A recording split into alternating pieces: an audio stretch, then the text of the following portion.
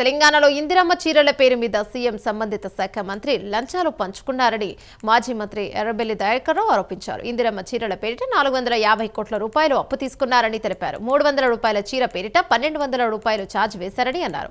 ప్రతి మహిళ పేరు మీద 1200 రూపాయల అప్పు తయారైందని ఎర్రబెల్లి చెప్పారు.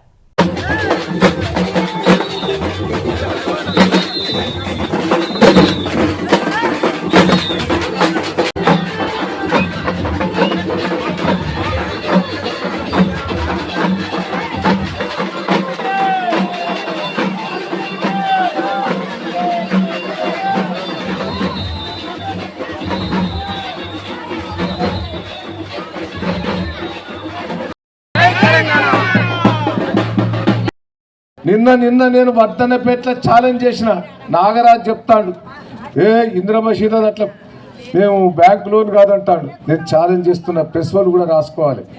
450 కోట్లు మీ పేరు మీద అప్పు తీసుకున్నాడు.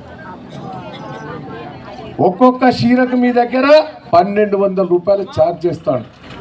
ఆ చీర 300 రూపాయలే.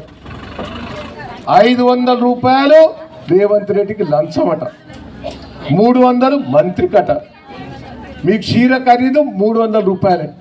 ఇప్పుడు చీర ఇస్తే అందరికి ఇవ్వాలి.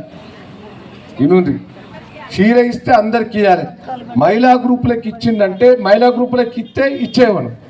ఇచ్చేయకుండా సంతకం పెట్టించిండ, సంతకం ఆధార్ కార్డు పెట్టిండ, ఫోటో పెట్టిండ. మన బ్యాంకు పోతే ఇవన్నీ తీసుకుంటాడా? బ్యాంకు పోతే ఇవన్నీ తీసుకుంటాడా? బ్యాంకు పోయినట్టే మీ పేరు మీద 1200 ఒక నెల రోజుల తర్వాత నోటీస్ వస్తుంది. 1200 1300 రూపాయల మిత్తితో కట్టాలి. అప్పుడు ఇందిరమ్మ చీరల సంగతి ఏంటనే తెలుస్తుంది. రేవంత్ రెడ్డి ఇది దీనికి మంత్రి గతంలో నేనే ఉంటుంది. అధికారులు చెప్తారు, సార్ అది ఫ్రీగా సార్, వాళ్ళ పేరు మీద 1200 అప్పు తయారు చేసి సంతకాలు పెట్టుకొని తీసుకున్నారు. ఇక మీకు రేపు ఒక నెల రోజుల తర్వాత రేవంత్ రెడ్డి బండారా. ఈ ఎన్నికలు అయిపోవాలి.